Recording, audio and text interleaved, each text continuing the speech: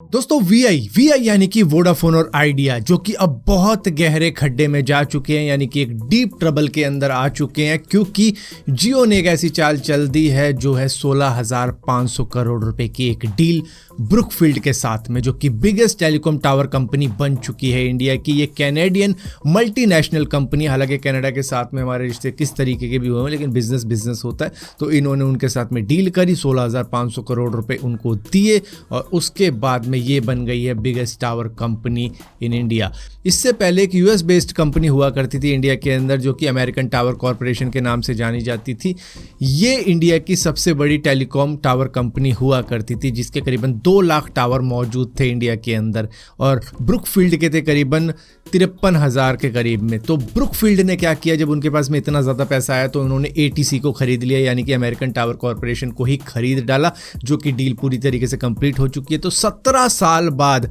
American tower company अब India को छोड़कर जा रही है, जो कि वोडाफोन और आइडिया के लिए बहुत ही ज़्यादा इंपॉर्टेंट हुआ करते थे, क्योंकि एटीसी के सबसे बड़े क्लाइंट अगर कोई थे तो वोडाफोन और आइडिया हुआ करते थे, जिसकी वजह से ये बहुत बड़ा लॉस है वीआई के लिए। हालांकि वीआई के अभी भी होंगे इसके अंदर टावर, लेकिन अब चलेगी किसकी? अब चलेगी जियो की यहाँ पर, क्योंकि भैया जियो ने इतना ज़्यादा पैसा इन्वेस्ट किया है, तो एक तरीके से आप कह सकते हो कि को पार्टनर है जियो ब्रुकफील्ड के। अब ब्रुकफील्ड कितना ज़्यादा सपोर्ट करेगा वीआई को, खैर ये तो मामला पैसों का ही है, लेकिन यहाँ पर दिक्कत क्या हो चुकी है कि वोडाफोन और आइडिया की कंडीशन इस वक्त में ठीक नहीं है। उनके पास में ना ऑपरेशनली ना फाइनेंशियली, मतलब लॉसेस होते चले जा रहे हैं, जिसकी वजह से पैसों की काफ़ी ज़्यादा दिक्कत है इनके साथ में, और कोई भी नहीं चाहेगा आई थिंक इंडिया के अंदर की वीआई चली जाए या बंद हो जाए इंडिया से, क्योंकि उसके बाद में सिर्फ 2 ही टेलीकॉम ऑपरेटर्स आपके पास में बचेंगे, एयरटेल और जियो, और वो अपनी किस तरीके से डुओपोली चलाएंगे ये कोई भी अंदाज़ा नहीं लगा सकता है। तो यहाँ पर रहना चाहिए वीआई को इंडियन मार्केट के अंदर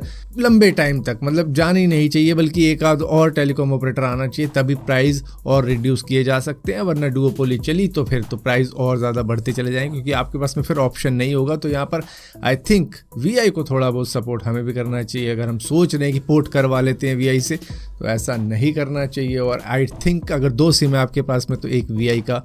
होना चाहिए, वरना वीआई को शायद आप गायब होते हुए देख लोगे। दोस्तों, आप में से कितने लोग अब टीवी पर न्यूज़ चैनल वगैरह देखते होंगे? शायद बहुतों ने बंद कर दिए होंगे न्यूज़ चैनल देखने, क्योंकि सोशल मीडिया जब से आ चुका है तो यहाँ पर आपको अलग अलग टाइप के कंटेंट क्रिएटर या फिर कई जर्नलिस्ट भी मेन स्ट्रीम न्यूज़ चैनल छोड़ के आ चुके हैं, और वो अब अपना खुद का यूट्यूब चैनल खोल चुके हैं या किसी और सोशल मीडिया प्लेटफॉर्म के ऊपर मौजूद है, जहाँ पर वो गवर्नमेंट से डायरेक्टली सवाल जवाब करते हैं, बातें करते हैं, कुछ अच्छाई बताते हैं, कुछ बुराई बताते हैं, क्योंकि मेन स्ट्रीम मीडिया के ऊपर शायद अब आपको वो चीज़ें देखने को नहीं मिल रही होगी, कोई क्रिटिसाइज़ नहीं कर रहा है, तो वो चीज़ देखने के लिए अक्सर लोग सोशल मीडिया की तरफ बढ़ चलते हैं, और उनको कुछ नया सुनने को मिल सकता है, कुछ अलग देखने को मिल सकता है, अलग बातें जानने को मिल सकती है। तो पर्सपेक्टिव मतलब दोनों तरफ का मिल सकता है कि क्या सही है क्या गलत है, मतलब अलग अलग जिसको भी जैसा सुनना है वो मिल जाता है। तो यहाँ पर अब एक नया बिल ड्राफ्ट किया जा रहा है, जो है ब्रॉडकास्टिंग सर्विसेज रेगुलेशन बिल, जो कि गवर्नमेंट द्वारा किया जा रहा है, जहाँ पर यह कहा जाता है कि किसी भी सोशल मीडिया इन्फ्लुएंसर या कंटेंट क्रिएटर, यूट्यूबर, इंस्टाग्रामर जो भी है,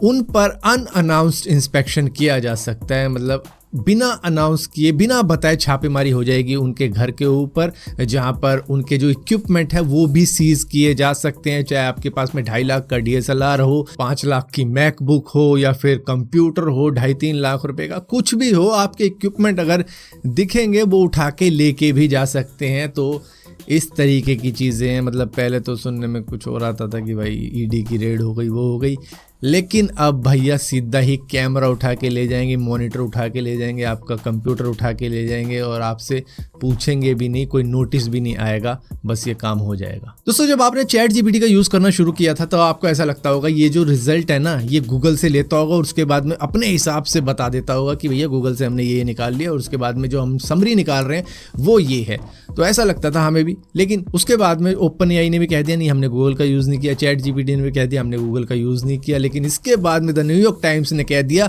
इन्होंने तो हमारे न्यूज़पेपर का यूज़ कर लिया, हमारे आर्टिकल सारे रीड कर डाले, और उसके बाद में इनका AI अब हमारे से ही पढ़ के बता देता है कि भैया ये बातें हैं जो भी आप सर्च करते हो। और वैसे ही पता नहीं कितने न्यूज़पेपर या न्यूज़ चैनल या फिर खबर फैलाने वाले आर्टिकल्स को इन्होंने पढ़ के अपने आप को ट्रेंड किया, तो इन्होंने हमारा कॉपीराइटेड मटेरियल यूज़ किया, जिसकी वजह से हम इन पे लॉ सूट मार रहे हैं। अब लॉ सूट का चक्कर ये यूएस के अंदर कि भैया पूरी कंपनी की कमाई चली जाती है लॉ सूट के अंदर, जब किसी के ऊपर पड़ जाता है। अब वही ओपन ओपन एआई के ऊपर आया, तो ओपन एआई ने भैया एडमिट किया है कि ये इम्पॉसिबल है कि हम अपने एआई को ट्रेंड कर पाए बिना किसी कॉपीराइटेड मटेरियल के। हमें उसको अगर ट्रेंड करना है तो हमें कुछ रिसोर्सेज तो चाहिए, कुछ सोर्स तो चाहिए, तभी तो हम इसके अंदर कुछ भरेंगे। बिना उनके कैसे भर देंगे? अब हम कहते हैं कि गूगल हमने यूज़ नहीं किया, तो हमने भैया कहीं ना कहीं से तो यूज़ किया। तो इन्होंने इनडायरेक्टली ये एडमिट कर डाला कि भैया हाँ, इन्होंने यूज़ किया है और उसके बिना हो नहीं पाएगा देखो एआई ट्रेंड। अब एआई की ही बात हो रही है तो बात कर लेते हैं पराग अग्रवाल की, जो कि ट्विटर के सीईओ हुआ करते थे एक वक्त में, मतलब कुछ महीनों ये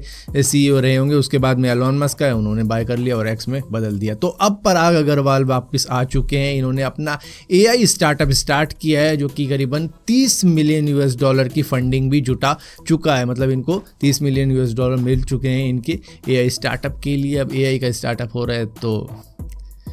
न्यूज़ चैनल को मत रीड कर लेना भाई, कॉपीराइट मारते हैं। दोस्तों, इंडिया और मालदीव्स के बीच में जितना भी इशू चल रहा है उसके बारे में तो आपको मालूम ही होगा। अब यहाँ पर मालदीव्स के प्रेसिडेंट गए हुए हैं 5 दिन के लिए चाइना में, जिनका नाम है मोहम्मद मोइजू। इन्होंने भीख मांगना शुरू कर दिया है। अब चाइना में जाके लिटरली इन्होंने कहा है कि भैया देखो, बॉयकॉट कैंपेन चल रहा है हमारे खिलाफ में, इंडिया ने ही ये खैर किया है सारा का सारा। यहाँ पर ये लाइन तो नहीं बोली है इन्होंने, लेकिन इन्होंने चाइना से अपील करी है कि भैया ज़्यादा से ज़्यादा टूरिस्ट हमारे देश में भेजो, वो घूम घाम के जाएँ, हमें पैसा दे के जाएँ, क्योंकि भैया बाकी कंट्री तो कैंसिल करती चली जा रही है। और वो बॉयकॉट कैंपेन की वजह से ही हो रहा है, क्योंकि देखो इंडिया के अंदर कितने ज़्यादा, मतलब 5 लाख 10 लाख 15 लाख रुपए लगा रखे हैं लोगों ने कि भैया हम वहाँ जाएंगे, 1 हफ्ते का स्टे करेंगे, 2 हफ्ते का स्टे करेंगे, कोई महीने भर के लिए जा रहे हैं। तो मतलब इस तरीके की चीज़ें लोग कर रहे थे कि भैया अपना कुछ सेलिब्रेशन के लिए जा रहे हैं तो भैया पैसा वैसा लुटा के आएंगे वहाँ पे। लेकिन अब कैंपेन चल रहा है बॉयकॉट का, जिसकी वजह से वो वहाँ पर जाकर अब कह रहे हैं कि भैया चाइनीज़ लोगों को भेजो, उनको हम दिखाएंगे समुद्र कैसा होता है।